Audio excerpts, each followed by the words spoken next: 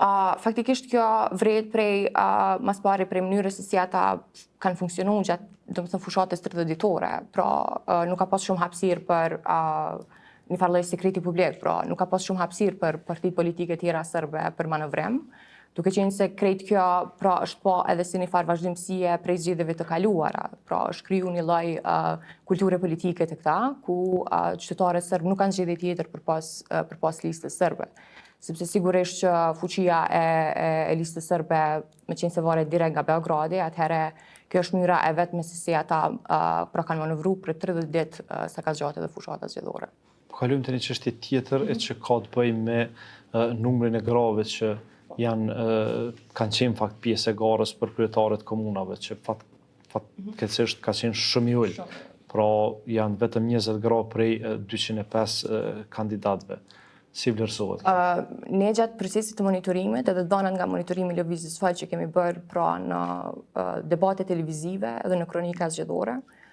ku jemi fokusuar në hapësirat që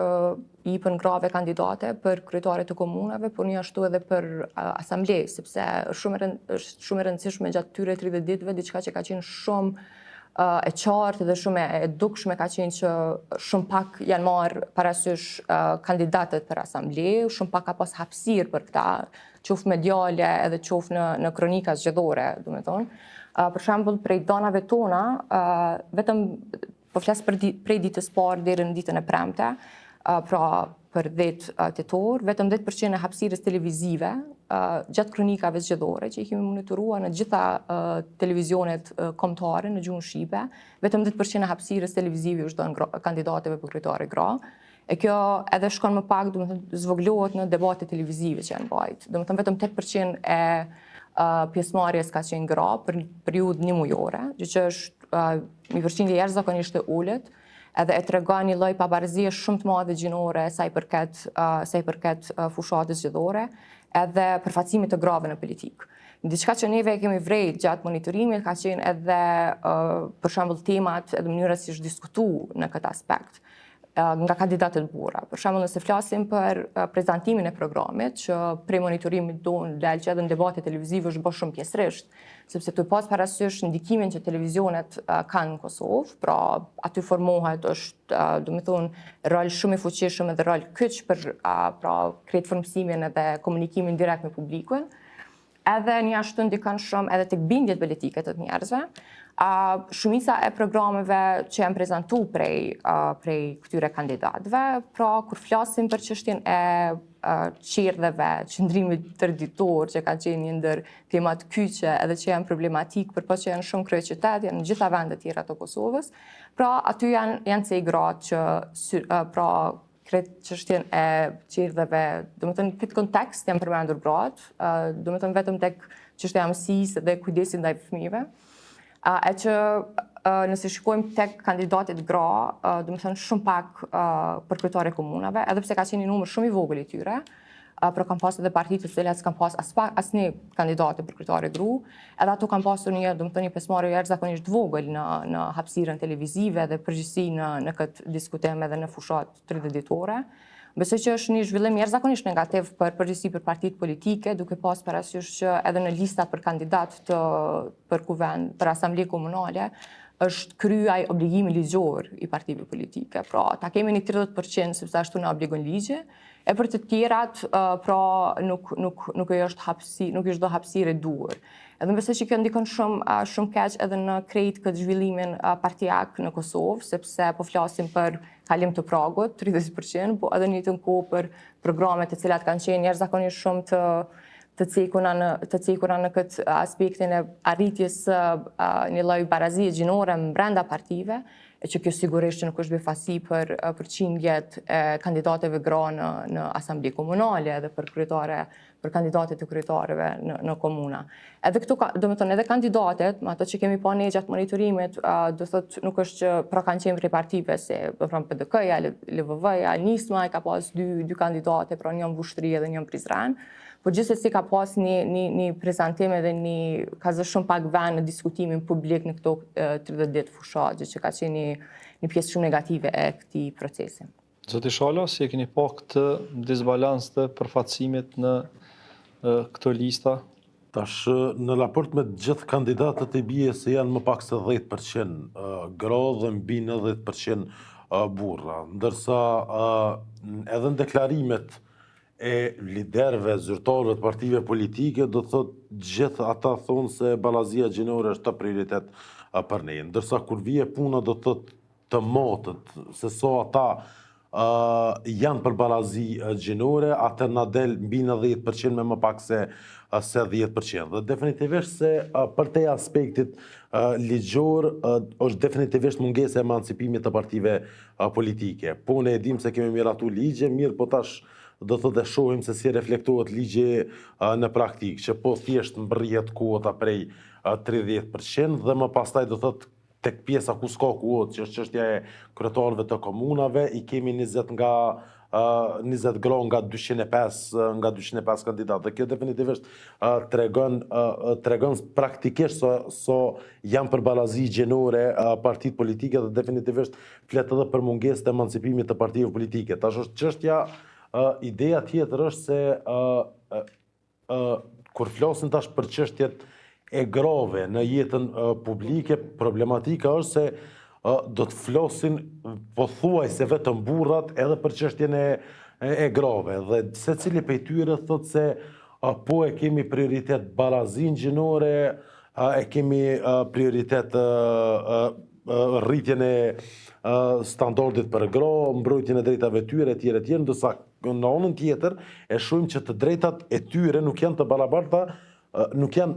të përfshira në mënyrë të barabartë pikërisht tek pjesa e kandidimit, dhe që definitivisht është një pabalazim start që tregon që dhe flet për atë se so seriozisht e kanë partitë politike çështjen e balazisë gjinore. Në kuadër të këtyre shifrave, mbi 10%, me më pak se 10% definitivisht se shohim se në një farë forme edhe nuk gjejnë ndoshta nuk e shohin edhe bashkëpunimin, ndërtimin, rritjen e partive, nuk e shohin në kuptim të balazisë gjinore bashkë me gra, mirë po thjesht vetëm aty ku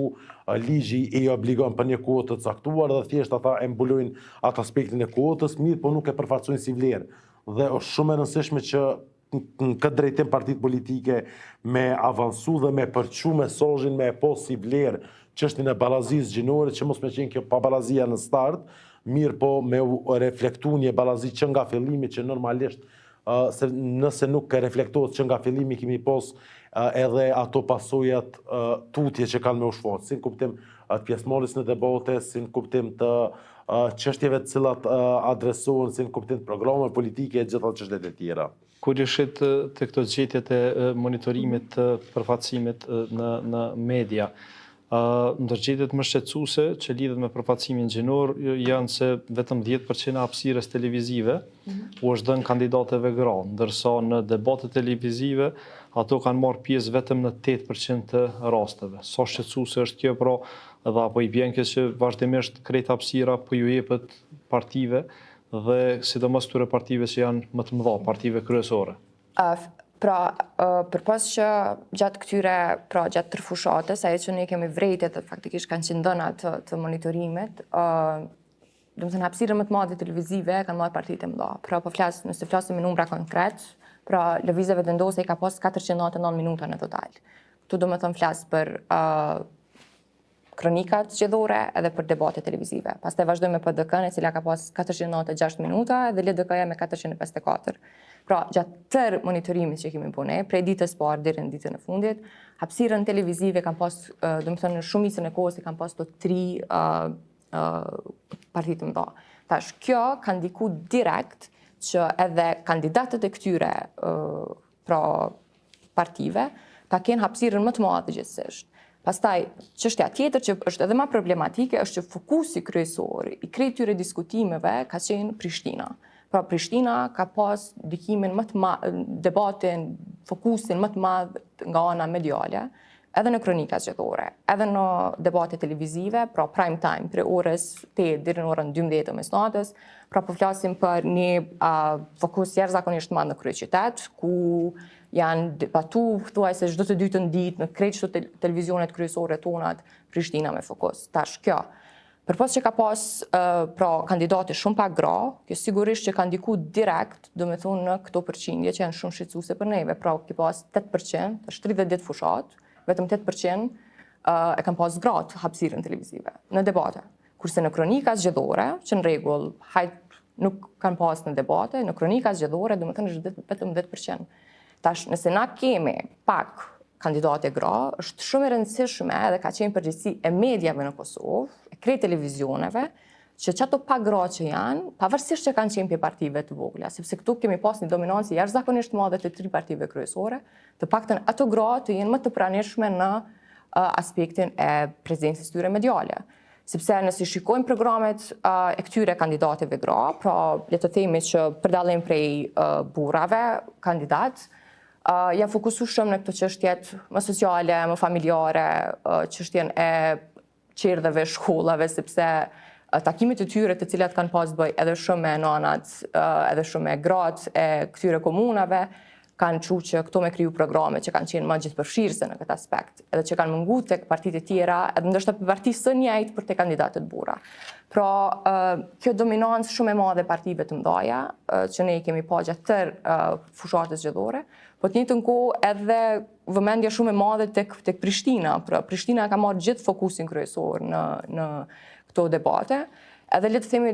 jemi të sinqert, debate televizive në Kosovë, pra kur i kemi monitoru na, shumica kanë dalë, pra kanë dominu me përqindje debatet me shumë subjekte politike, me shumë kandidat, edhe dyta ka dalë, do me thonë, me përqindje këto debatet me analist. Pra, 30 ditë fushat, nëse jemi që i shfrytëzojmë, do me thonë, televizionet publike, po në televizionet nacionale, ku i shfrytëzojmë si një farë urë lidhëse mes qytetarëve edhe kandidatëve. Nështë ajo krejt qytetarë dalin në mbledhi që mbohen, që dhe janë mbajt pak, pra nuk ka pas shumë mbledhje, ka pas vizita aty këtu të kandidatëve për kryetar, po e kemi pa që edhe ka qenë një numër i vogël i qytetarëve të cilët kanë marrë pjesë në mbledhi të partive politike, po në anën tjetër nuk ka pas shumë organizime të mirëfillta, pra e kemi pa kur lideri partisë ka shkuar në qytet, edhe janë mbajt në për sallat e dasmave kryesisht ose sallat sporteve, edhe aty pra ka qenë krejt fokusi medial edhe i partisë në atë qytet, po përndryshe krejt kjo ka qenë një lloj zhvillimi negativ i krejt kësaj fushate, sepse po pastaj kjo është edhe pak reflektim për mediat në Kosovë, që në aspektin gjinor du t'jenë shumë të kujdesshëm për me dhonë hapësirë edhe me tregu një lloj edhe emancipimi profesional edhe medial, që kandidatet gra ato pak që janë ju japë hapësirë shumë a shumë, po edhe të partitë politike. Unë besoj që 25 vite dhe demokraci në Kosovë është koha fundi që partitë politike me ndryshu pak strukturë të brendshme, mënyrën se si, pra që thash, një lloj pabarazie në start, pra prej atyne qendrave që i ka në për qytete, deri tek pikat kryesore në kryeqytet, është shumë e rëndësishme që partitë sinqerisht me ndryshu strukturën e brendshme gjinore edhe mos me u boll me këtë çështjen e 30% që të kotës, sepse kjo pastaj reflekton edhe një shumë pabarabartë edhe me përqindjen e grave që jemi në popullsi. Pastaj edhe programeve të cilat sigurisht nuk janë shumë të kujdesshëm në atë pjesë.